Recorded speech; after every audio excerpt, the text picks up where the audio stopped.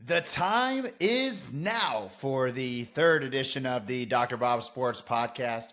I am Tanner. I originate our NFL and college basketball bets here at Dr. Bob Sports. Grant, training camp has officially started. Yes, sir. Super pumped to see all the guys returning to their teams, getting a little bit of insight, and the Twitter is just blowing up with all the new hype. Yeah, absolutely. We were going back and forth in our group text yesterday about the Richie James hype train in Kansas City has officially started. We talked about him in episode one, so yeah, we're definitely going to be monitoring him throughout the season. We think it's going to be a breakout year for Richie James. Yeah, super excited about him. But all right, I think we should just dive into this AFC North. So we're Yeah. gonna start. Let's start off with the Bengals. So the Bengals win total is set at 11 and a half, and they're coming off a 12-4 season where they placed fourth in weighted DVOA.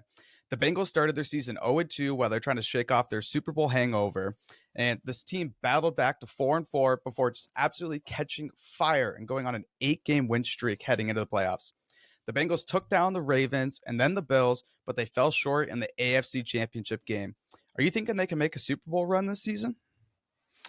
Well, I think the offense is going to be among the best in the NFL again. But the major storyline this offseason was the defense losing both starting safeties. So Jesse Bates and Von Bell led the team in cover snaps last year. And then that defense last year finished third in dropback success rate allowed. So the real question is, how are they going to replace those cover snaps from Bates and Bell? Yeah, those are two big names to lose. But the team will be returning that top stud cornerback, Chidobe Awuzie. So how big is this going to be for them? Well, he had that season-ending injury, and they only got 300. Or he took less than 300 cover snaps in 2022. But like you said, he's a stud. In 2021, he ranked third in PFF coverage grade among cornerbacks. So we looked at the Bengals finishing third in dropback success rate with Awuzie only getting less than 300 cover snaps. Now they get him back. That will certainly be a boost in replacing some of that secondary production that they're losing from Bates and Bell. Yeah, but they also still have Mike Hilton, who's been good for him. Yeah, Hilton's a solid nickelback for them. He ranked third in yards conceded per cover snap last year, and I do think that cornerback Cam Taylor-Britt should be getting better going into his second season. It's always a little bit of a whirlwind out there for those rookie cornerbacks in the NFL. We saw Derek Stingley struggle in Houston, Cam Taylor-Britt struggle a little bit in Cincinnati. So I think that they can see a little bit of a jump from him. Still have the solid production from Hilton. Obviously, Awuzie on the other side at cornerback is going to be good. So it really just comes down to those safeties. Yeah, shout out to my former Cornhusker Cam Taylor-Britt. I love that guy. But I mean, they've been adding guys in the draft the last couple of years because they have Dax Hill and Jordan Battle as well. So what are your thoughts on those guys? Yeah, well, I think they knew that they weren't going to re-sign Bates or Bell, and they had been planning for that for these past couple of years because they needed to make room in the salary cap for that huge Joe Burrow contract, as well as re-signing T. Higgins. So they knew that these safeties were going to be gone years ago, and so they had a plan in place, like you said, drafting Hill and Battle. But, those guys haven't got a lot of time on the field. Obviously, Battle, they just took this year, but Hill, they took in the first round last year, and he hardly played at all. So it really is just going to be a matter of, can those guys step up in Lou Anarumo's system and they're not going to give the same level of production as Bates and Bell did last year, but can those guys be, above replacement level? Can those guys be solid for the Bengals on that back end? Yeah, it'll be interesting to see if teams just kind of attack those deep shots on these young guys early on next year. But the pass rush is they've been a big threat the last season. So how do you feel about these guys they have up front? Are they still going to be one of the top pass rushes in the NFL? Yeah, I would say the Bengals have a borderline top 10 pass rush in the league with DJ Reader and Trey Hendrickson, clearly Pro Bowl caliber players. And I would say that BJ Hill and Sam Hubbard are above replacement level as well. So you talked about the Bengals potentially being vulnerable to those deep shots. It's going to be up to this pass rush to slow down opposing quarterbacks, not give them too much in the time in the pocket for those vertical plays to develop downfield. Yeah. Well, we also saw some pretty big changes in this offense here. This offensive line, they replaced Collins with Orlando Brown. So, what does this move kind of say about the direction of this offense? Well, I kind of liked Collins when he played when he was playing right tackle in Dallas, but he really disappointed last year. And so, like you said, they signed Brown to that sizable contract, and that move to me signals that they want a little bit more of a power game to their offense. They want to be able to run more of those at you runs. Because as we laid out in the Chiefs segment, I think that Brown is a little bit overrated as a pass blocker, but he's clearly a big body to allow them in those short yardage packages to allow them to run behind that left tackle. Yeah, and they also moved on from Hayden Hurst. What are your thoughts there? Well, they signed Irv Smith to replace Hayden Hurst. I think those players are pretty much a wash. And signing Irv Smith is just going to allow the Bengals to get in that same package that they like, which is that 11 personnel package. Burrow talked about how his team was going to be seeing a lot more quarters going into last season, and they adapted that offense well. Burrow finished 7th in EPA per play against two high coverages and 8th in EPA per play against single high coverage. So very balanced, not allowing teams to kind of focus on one way or the other because of that kind of lull you to sleep, consistent short passes. And then when teams do give you those man single high looks, it gives Chase and Higgins the opportunity to exploit teams downfield. I'm sure that we might see a little bit of change in how this Bengals offense is running, but pretty much what we're looking at here, if this defense falls off a little bit, is this going to be a team that's you're hitting overs early on in the season and maybe they're not getting as many wins as they would like? Well, that's really what this is going to come down to.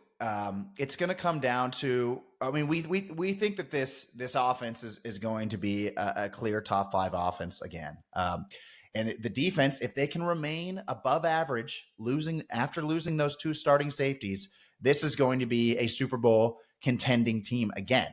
Now, there's a chance, and just because we don't have a lot of data on Dax Hill and whoever they're going to start at the other safety position, there's a chance that they could be awful at safety. And that's going to mean that this team is going to be in a lot of shootouts. So it's really going to come down to whether or not Lou Anarumo can get this defense to above average, or if not, this team is going to be playing a lot of games in the 50s in 2023.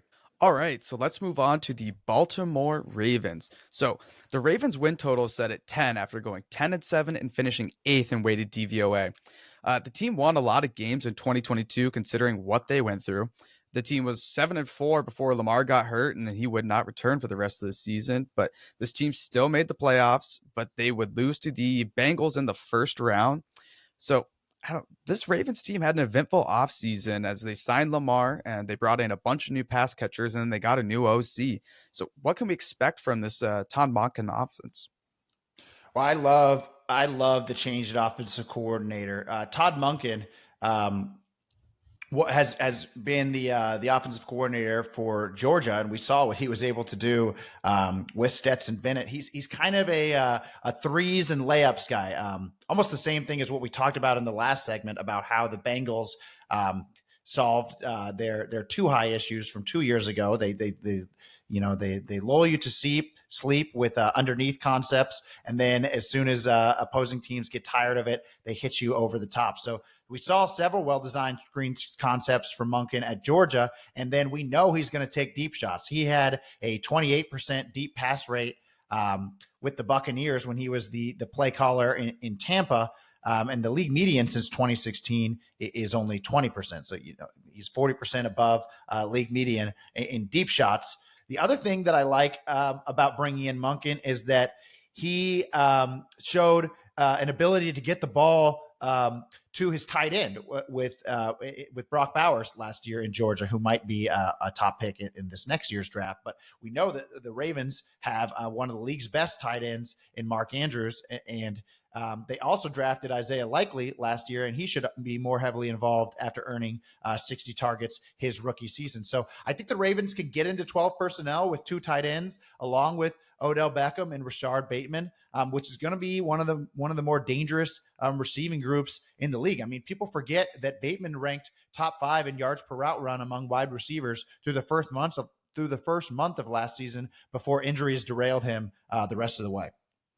Yeah, I mean, don't forget about they just drafted Zay Flowers in the first round too, and that guy, Yep. I mean, he's full hype train on Twitter right now. They're saying he's the best receiver in camp, so it's kind Yeah, of I mean that number one competition, I think it's up for grabs. I mean, I just talked about how much how effective Bateman was at the beginning of last year. Obviously, we've seen when Odell is right, he can be a number one option. And then yeah, I mean Zay Flowers, first round pick. I mean, and he's certainly impressing so far in camp. And it's sometimes tough to read between the lines on is it just hype from local beat writers, or is it actually someone that's going to make a major impact? Yeah, that's a tough one to filter through. But so last year, this offensive line was great, but is this loss of Powers going to bring them down? Yeah, they ranked 7th in pass blocking efficiency last year, despite all pro caliber left tackle Ronnie Stanley missing a month and a half. Now, losing Powers is going to be a problem. You can see on the Our Lads page right now, they're slotted to start a 6th-round rookie at left guard, or it could be John Simpson, who was horrible with the Raiders. But Tyler Linderbaum at center should improve going into year 2. Another year of experience calling out the protection packages at the line of scrimmage, working in tandem with Lamar. So I think with a healthy Stanley and an improved Linderbaum, but question marks at that left guard position, this O-line should be probably just outside of a top 10 unit going into 2023. All right. And so looking back at last year, they made that trade for Roquan Smith. How was he able to change that defense last year? Well, it started with the run game, which Baltimore's defense ranked 3rd in EPA per rush allowed, excluding fumbles, because those just add noise. After week 9, when they traded for Roquan Smith, and him being able to take away the run while still being one of the best cover linebackers in the NFL made a major impact for this Ravens defense. I mean, the Ravens allowed a 45% success rate without Smith to start the season, which ranked 27th. And then they conceded just a 39% success rate with Smith. And that was 5th in the second half of the season. So going from 27th to 5th by just adding one linebacker made all the difference for the Ravens in 2022. That's insane to see that jump. But we saw the team signed Rock Ya-Sin to replace Marcus Peters. Was this going to be a big downgrade? Well, I think in most defenses, it would be a noticeable downgrade. I think Peters is a better player than Rock Ya-Sin, and we've seen that throughout both of their careers. Now, the Ravens specifically, I don't think were ever considering re-signing Marcus Peters, and that's because he never really adapted to new defensive coordinator Mike Macdonald's scheme. So we saw Peters thrive in Wink Martindale's man-to-man aggressive scheme in his years. But then the Ravens, when they made that change at defensive coordinator last year, Peters wasn't as good as he'd been in the past. And Rock Ya-Sin is just a clear zone cornerback. So I think he's a better scheme fit for the Ravens going into 2023, even if he's a worse player than Marcus Peters in a vacuum. Yeah, well, and can we expect Kyle Hamilton to take these steps in year 2 and the whole secondary kind of improve this year? Well, the Ravens are certainly counting on it. I mean, they didn't re-sign Chuck Clark, so they're expecting Hamilton to get a ton more snaps at safety alongside Marcus Williams in his second year in the system. But it still, to me, feels like this secondary is one player short. I mean, we're looking at the depth chart right now. Basically, they're either going to be playing with 3 safeties like we saw them do last year, or they're going to have to start replacement level nickelback Brandon Stevens And either way, it seems like they have 4 NFL caliber secondary players for 5 slots. So they could sign someone, or I'm not going to be, necessarily confident in the weak link that the Ravens are rolling out there each week. Yeah. Well, how do you feel about how this D line played last year, and how do you feel about the personnel they have now? Well, Mike McDonald was able to manufacture a workable pass rush last year, just with scheme, simulated pressures, creepers. But this D line really lacks talent, and they lost Calais Campbell up front. So now there's even less talent on this team, and I guess they're really counting on Justin Matabuke or Adafwe Owe to make a big leap going into this year. But I mean, just looking at it on paper, it feels like they're one guy short and could be in the Yannick Ngakoue or Melvin Ingram sweepstakes as far as signing another pass rusher. So with the pass rush and the secondary, for me, it feels like they're one guy short. Yeah, and so kind of expecting this defense to take a step back. Yeah, well, it'd be tough to take a step forward. I mean, they finished the year rated third in market in defense, and it certainly looks like they're worse off going into 2023. Okay, well, with all these changes, how are you feeling about this team as a whole?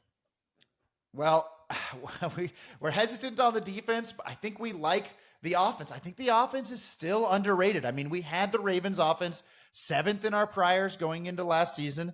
They ranked 7th in scoring before Lamar got hurt last year. And now the team adds Odell. They have an older Bateman. They drafted Zay Flowers, and they get an improvement at play caller with Todd Monken. So I think we could see something with Lamar similar to something like we saw with Nikola Jokic in the NBA last year, which is basically, the guy finally can make the leap. The playoff leap that everyone has been expecting after solid regular season production his whole career. And I think the parallels don't stop there between Lamar and Jokic. I mean, both of those guys got questioned quite a bit for for their basically only deficiency being just so noticeable when you watch a game. For Jokic, obviously it's ball screen defense. And for Lamar, it's when defenses get in those cover zero looks and just send the house at him. I mean, I can still remember that Thursday night game against the Dolphins 2 years ago when Brian Flores blitzed him on basically every snap, and Lamar just could not move the ball at all. So I think with the new play caller of Todd Monken, and his ability to design screen concepts, I think that the Ravens might have solved that problem, and we could see Lamar finally get over the hump like we saw Jokic do in the NBA this season. Yeah, I love your comparison right there with Jokic and Lamar.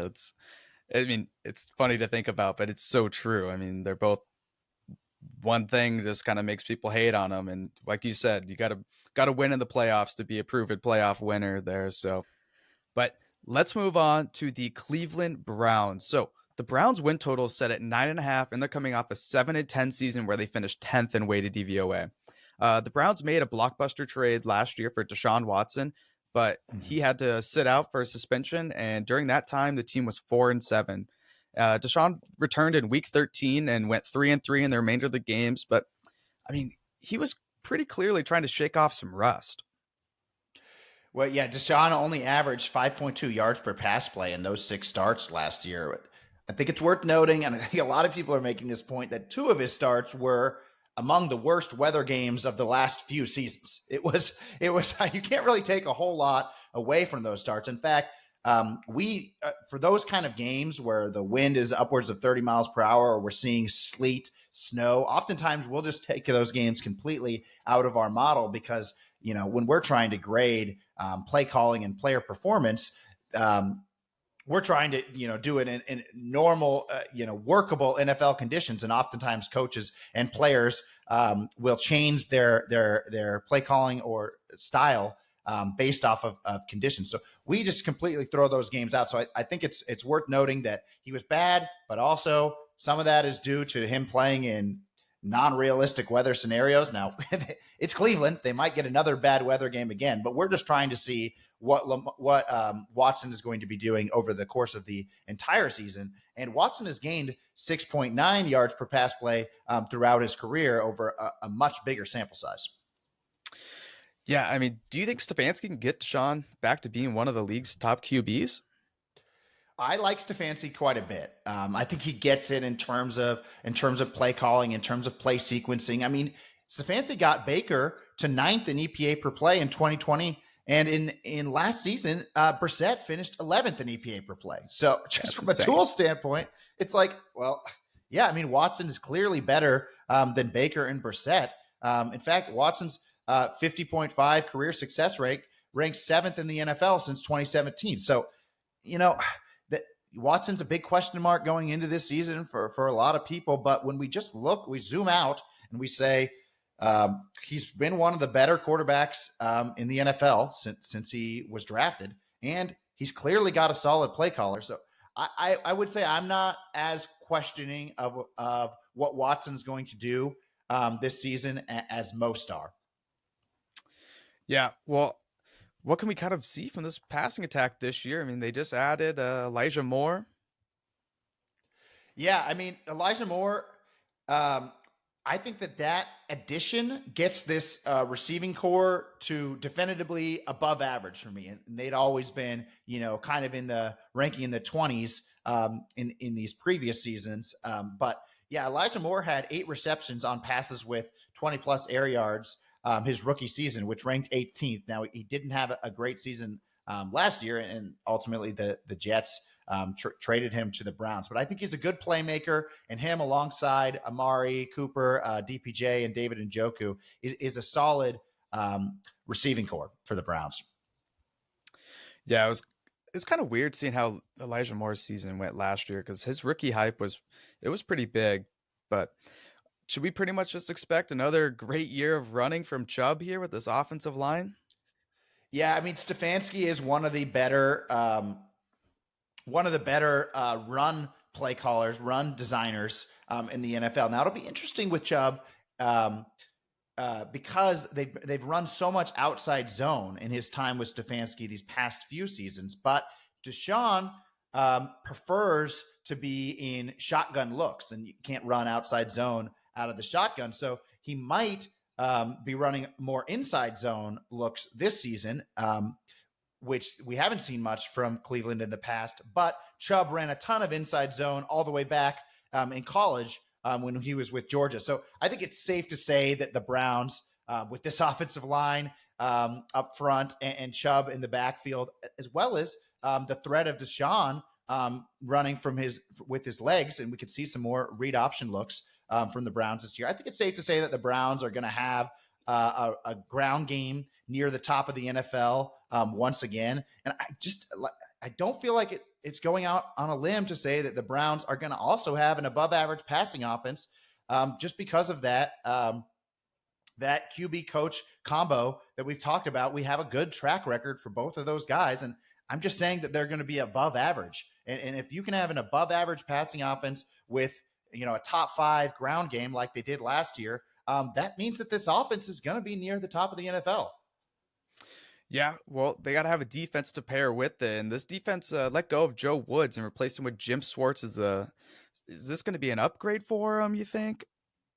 Well, I've been disappointed with Woods these past few years because every offseason, I go through every player in the NFL and make a talent rating on every position group for each team. And I've consistently had this defense at around league average talent. And then season after season, they disappoint. They're underachieving with Joe Woods. So they bring in Jim Schwartz to replace Joe Woods. I don't think Schwartz is some sort of play calling savant, but I think that he's certainly going to be an upgrade over what they've had at defensive coordinator.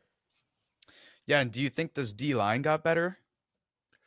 I do think the D line is better. So it's basically just been Myles Garrett and replacement level guys. Maybe Clowney has been worth a slightly above replacement level. I think I've been adjusting because he's missed some games these past few years. I think I've been maybe adjusting 0.4 points each time Clowney was out. So nothing crazy, but it's been mostly replacement level guys with Garrett these past few years. But now they sign Dalvin Tomlinson, Okoronkwo. That's my best effort at that. I had to go slowly there from Houston and Zadarius Smith. And Okoronkwo had more pressures than Clowney on fewer pass rushing snaps last year. And Zadarius Smith ranked 6th in the NFL in pass rushing efficiency. And we know that Dalvin Tomlinson is one of the better interior pass rushers in the NFL as well. So this defensive line goes from offensive coordinator just being like, how are we going to double Myles Garrett every game to, oh no, we're facing, talent from every pass rushing position going into the 2023 season. Yeah, that's going to be a scary D line this year. And so we look at linebacker. Do you think they made improvements in this offseason going into next year? Well, they didn't necessarily make improvements, but I think that the group is improved because, or at least improved on the production that they got last season. Because last year, Anthony Walker tore his quad in September, and he was slated as a starter. So then that means that they had to give Taki a lot more snaps than they wanted to going into this season. And then we'll see that Jeremiah Owusu-Koramoah is going into his third season in the NFL, and he's one of those kind of versatile cover linebackers, safety hybrid kind of guys. So, him getting 1 year older and Walker actually, being healthy should mean that this linebacking group is improved for 2023. Yeah, and in the secondary, we saw they added Juan Thornhill. Do you think this entire secondary is going to be better this year too? I do think the secondary gets better. John Johnson was kind of a disappointment for the Browns, and so they signed Juan Thornhill, so that'll be an upgrade in my opinion. And then the other top 4 snap getters in the secondary, which were Grant Delpit, Greg Newsome, Martin Emerson, and Denzel Ward, all have an average age of 24. So, those guys just getting 1 year older is a very young but talented rest of the secondary outside of Juan Thornhill. Those guys all getting 1 year older. We should see an improved secondary. And so now that we've gone through each position group on the defense, we've basically made, I think, a pretty solid case that they're better at defensive line. The linebacking group will improve on their production from last season, and the secondary should improve on their production from last season. So I have this defense rated top 5 in talent going into the 2023 season. Now, I don't think Jim Schwartz is one of the best defensive play callers in the NFL, but I do think that he's a major upgrade over what they had in Joe Woods. So as long as Schwartz can be above average, it could be that breakout year that we've been waiting for from this Browns defense. Yeah, I mean, this Browns defense should be top notch, but overall as a team, how are you feeling about them in 2023? Well, I mean, as I've laid out, the roster is pretty solid for me. In fact, looking at it, it's kind of giving me the same feel as the Eagles were giving going into last season, which is basically the quarterback's a question mark, and it's hard to even remember back to last summer, but when Jalen Hurts was not even the definitive starter above Gardner Minshew going into last year, but the rest of the roster with the Eagles after they had signed A.J. Brown was pretty unassailable. And that's kind of how I feel about the Browns roster this year. So is there a chance that Deshaun Watson is just all of a sudden terrible, or that Stefanski can't morph his, under center outside zone offense into a more shotgun spread offense that Deshaun Watson prefers? There's a chance that happens, but I'm going to bank on that, one of the sharper play callers in the NFL and a quarterback with the track record that Watson has, and that this Browns team could compete for a deep playoff run, just like we saw the Eagles make last season.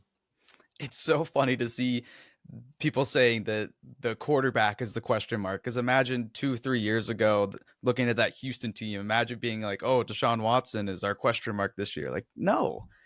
Absolutely. I mean, it was one of those things where it's like that year, 2 years ago in 2020, Deshaun Watson finished as PFF's second highest graded quarterback, but the team went 4-12 because the rest of Houston's roster was so terrible. So now it's completely flipped. Here we are 2 years later, and it's Deshaun Watson's the question mark, and the rest of the roster is unassailable. Yeah, it's insane to think about that. But I think this Cleveland team is going to be very good this year. But they have to battle in this tough division, and so does this team. And that team is the Pittsburgh Steelers. And their win total is set at 8.5 after their 2022 season, where they went 9-8, and they finished 14th in weighted DVOA. This was the first season since 2003 that Big Ben was not their starting quarterback, and the team struggled out of the gates as they started 2-6. The team went from Trubisky to rookie quarterback Kenny Pickett after week 3, and the team was able to win some games. But could the Steelers be the first team in AFC history to post 20 straight non-losing seasons? Well, it was crazy to see that them dig themselves out of that hole last year. It looked like that last year was going to be Tomlin's first ever season under 500. But you mentioned they made the quarterback change, but then the major thing that happened was getting TJ Watt back in the lineup, and that defense completely transformed. But yeah, I mean, I'm looking at I'm doing my roster evaluation as I do every summer, and I kind of like what the Steelers have here. It's just, we've talked about the other three teams in this division, and it's like someone has to lose games in this division. I mean, it's going to be an uphill battle when you're playing the Bengals, Browns, and Ravens, with 6 of your 17 game schedule. So yeah, I mean, it's hard to say where we're going to net out with the Steelers. I think we'll go through it here, but it's just one of those things where they're clearly the worst team in one of the best divisions in football. So I think it's going to be once again fighting to stay above 500. Yeah, and so how do you feel about this Matt Canada and Kenny Pickett offense from what you saw last year? Well, I don't love offensive coordinator Matt Canada just due to his lack of play action and verticality, but I will give him credit for his protection schemes. The Steelers last year finished 7th in pass blocking efficiency with some of the worst talent on the offensive line in the NFL. And also, Mitch Trubisky and Kenny Pickett were holding on to the ball too long. Pickett was one of the few quarterbacks in the league with an average time to throw above 3 seconds. And now the offensive line improves with bringing in Isaac Sumafalo from the Eagles at guard, and they also drafted Broderick Jones in the first round to play tackle. So I like Canada's protection schemes. I don't really like anything else that he does. Pickett, I don't have a major stance on what he's going to do going into the 2023 season. Last season, we saw teams trying to exploit him as a rookie. He saw the highest rate of disguise coverage of any quarterback in the NFL, just because opposing defensive coordinators were trying to pick on him. But he still finished 24th in success rate as a rookie. So I think Pickett, we might see relatively large splits from him because I just think that zone teams are going to do better against him than man teams, mostly because of the receivers that the Steelers have. I mean, Deontay Johnson is one of the best route runners in the league, so he should be able to route people up in man coverage. And obviously George Pickens is one of the best contested catchers in the NFL. And so he, when he's just one-on-one in man coverage, he can make plays too. But when they play zone teams, it could be a little bit worse for Pickett. Yeah, I mean, you should be able to see a little growth with Pickett here because those, as you just mentioned, those 2 stud receivers, and then Freiermuth's he's pretty good as well. Yeah. I mean, this Steelers receiving core to me is above average, and the offensive line from a talent standpoint is below average. But we saw Canada be able to still put in solid protection schemes for them last year, and they make improvements on the offensive line. So I mean, it really is just going to come down to, is Pickett the type of quarterback that makes a big leap going into year 2? And he finished 24th in the success rate last year. Can he get up to average? Or he was one of the older rookies in the NFL last year. And is it one of those things where he's not going to make as big of a leap as some quarterbacks would going into year 2 because he was already more mature in the first place? Yeah, well, we also, as you mentioned before, we had TJ Watt. He tore his pec in week 1, but when he came back, it felt like this defense completely changed. Yeah, the Steelers defense allowed just a 41% success rate after week 10 when TJ Watt came back into the lineup, which ranked 7th in the league. And they make a lot of changes in the offseason, but I think that a lot of them were just kind of like for like players. So they lose Terrell Edmonds at safety, but they sign Keanu O'Neal. It's basically a wash for me. They lose Devin Bush at linebacker, but they sign Cole Holcomb. Basically a wash for me. They lose Cameron Sutton, They signed Patrick Peterson. Now, it could be a potential upgrade because Peterson ranked third in PFF coverage grade last year, but this will be his age 33 season. So the defense, like I said, when Watt came back, they were seventh in success rate. They were ninth in market to end last year. And I think that that's a reasonable place to start this defense, borderline top 10 going into 2023, because they basically make a bunch of like for like changes, and then they have a healthy Watt going into the season. Yeah, so it kind of sounds like as long as they stay healthy, we should see pretty similar production here. But I mean, overall, is this team, how are you feeling about them in 2023? I mean, it's kind of looking the same as last year, but they're in this tough division. Yeah, I mean, I think it's just going to come down to Pickett, like we talked about. It's going to come down to whether Broderick Jones can be one of those first round tackles that gives you great production right away, and then it's going to just be a matter of can they win the turnover battles. I don't think that this team has 11-6 upside, but they could be 10-7 if turnovers and red zone variance breaks their way correctly. I think we're going to start the Steelers around league average. They're one of those other almost perfectly league average teams, like we talked about with the Seahawks in the NFC West preview. But even though they're league average in the power ratings, they're a clear favorite to finish last in the AFC North, and that's just a circumstance of this being one of the best divisions in football.